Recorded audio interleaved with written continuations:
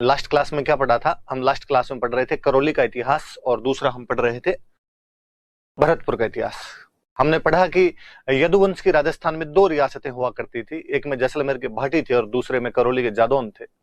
मैंने और बताया कि करौली वाले जादौन थे ये मथुरा की सूरसेन शाखा से संबंधित थे और मथुरा से विजयपाल 1040 ईस्वी में आकर बयाना को अपनी राजधानी बना लेता है। कालांतर में तिमनपाल ने राजधानी को तिमनगढ़ बनाया और कुंवरपाल के समय में मोहम्मद गोरी तिमनगढ़ पर अधिकार कर लेता है। फिर अर्जुनपाल एक नया नगर बसाता है 1348 में, जिसे हम कल्याणपुरी कहते हैं, जिसे धर्मपाल सेकंड 1650 में करौली के नाम से अपनी राजधानी बना लेता है। फिर हम पढ़ रहे थे कि गोपालपाल नाम के राजा ने हुरडा सम्मेलन में भाग लिया था और यहाँ गौड़ीय संप्रदाय का मंदिर, मदन मोहन जी का मंदिर बनवाया था। हरबख्शपाल 1817 में अंग्रेजों के साथ संधि कर लेता है। 17 में सबसे पहले करौली ही संधि करता है। नरसिंहपाल की जब 1852 के अंदर डेथ होती है तो उसके दत्तक पुत्र भरतपाल को राजा बनाया गया था, लेकिन अंग्रेजों ने उसके लिए मना कर दिया। डलहौजी 1855 में करौली का विलय कर लेता है, पर लंदन से कोर्ट ऑफ डायरेक्टर्स के ऑर्डर आए कि नहीं साहब, करौली का विलय रद्द किया जाए, तो करौली का विलय रद्द कर दिया गया था। फाइनली जो मदन पाल थे प्रजाहितैषी राजा हुए। 1857 की क्रांति में कोटा के राजा राम सिंह सेकंड की मदद की। अंग्रेजों ने उन्हें 17 गन सैल्यूट दिए। 1865 में उन्हीं के कहने पर दयानंद सरस्वती राजस्थान आए थे। ये उनके राजस्थान की पहली यात्रा हुआ करती थी। फिर हम भरतपुर पढ़ रहे थे। हमने फिर बताया कि राजस्थान में दो जाट रियासतें हुआ करती थी, एक भरतपुर और एक धौलपुर।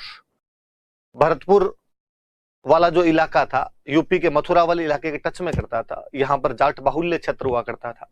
1669 में तिलपत के जाट जमींदार गोकुला औरंगजेब की कट्टर धार्मिक नीतियों और आर्थिक नीतियों से परेशान होकर अन्य जाट किसानों को लेकर विद्रोह कर देते हैं, लेकिन औरंगजेब उस विद्रोह को दबा देता है, गोकुला का वध करवा देता है, हत्या करवा देता है। कालांतर में 1687 के आसपास सिनसिनी गांव के जाट जमींदार राजाराम ने पुनः विद्रोह किया। इस बार भी औरंगजेब ने उनका विद्रोह हालांकि दबा दिया था, लेकिन विद्रोह के दबाने से पहले राजाराम ने सिकंदरा में अकबर के मकबरे को लूटकर उसके हड्डियां तक जला दी थी। चूड़ामन, औरंगजेब की मृत्यु के बाद में चूड़ामन जो था वो थोड़ा शक्तिशाली जाट जमींदार बनता और थून के अंदर एक राज्य की थून में किले का निर्माण करवा लेता है। उसकी मृत्यु के बाद बदन सिंह सवाई जयसिंह की सहायता से प्रॉपर राजा ही बन जाता है। यहाँ पर डीग की जागीर मिलती है, ब्रजराज की उपाधि मिलती है, डीग में किले का निर्माण करवाता है, वेर में और कुम्हेर में भी किले बनवाता है। फिर उनके बेटे सूरजमल जो कि भरतपुर के सबसे अधिक प्रतापी सम्राट हुए वो राज करते हैं, जिन्हें भरतपुर राज्य का वास्तविक संस्थापक कह सकते हो। उन्हें जाटों का प्लेटो या जाटों का अफलातून कहा जाता है। उन्होंने भरतपुर में प्रशासनिक सुधार कराए और मेरिट बेस्ड ब्यूरोक्रेसी की स्थापना की। उन्होंने एग्रीकल्चर रिफॉर्म्स करवाए और भरतपुर की जो इनकम थी वो 1,75,00,000 रुपए तक पहुंचा दी थी। सूरजमल जी ने दिल्ली पर आक्रमण किया, नूरजहां का झूला उठाकर लेके आ गए थे और डीग के जल महलों में उन्हें लगाया गया था।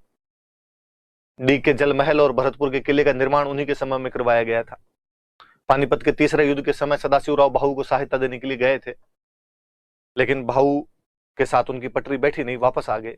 लेकिन तीसरे युद्ध से जब मराठे भाग रहे थे तो उनकी महारानी किशोरी देवी ने मराठों के लिए दिल खोलकर शरण देने का अपना कर्तव्य पूरा किया था। 25 दिसंबर 1763 ईस्वी को वह बलशाली राजा रोहिला अफगान नजीब खान के खिलाफ लड़ता हुआ शहीद हो गया था। मंगल सिंह पुरोहित ने उन पर सुजान सम्मत विलास नामक पुस्तक लिखी।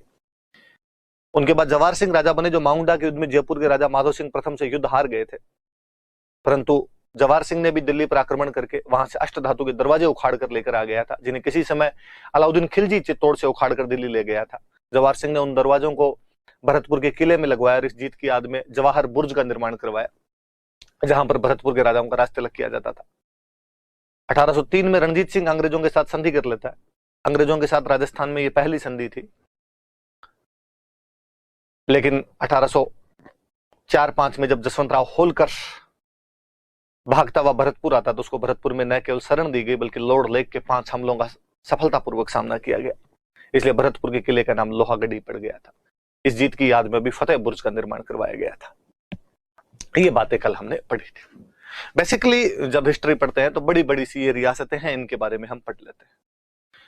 अब कुछ और रियासतें जिनका अपने यहाँ पे प्रभाव रहा था, कुछ और राजा जिनका अपने यहाँ पे प्रभाव रहा था, हम उनके बारे में और जानना चाहेंगे।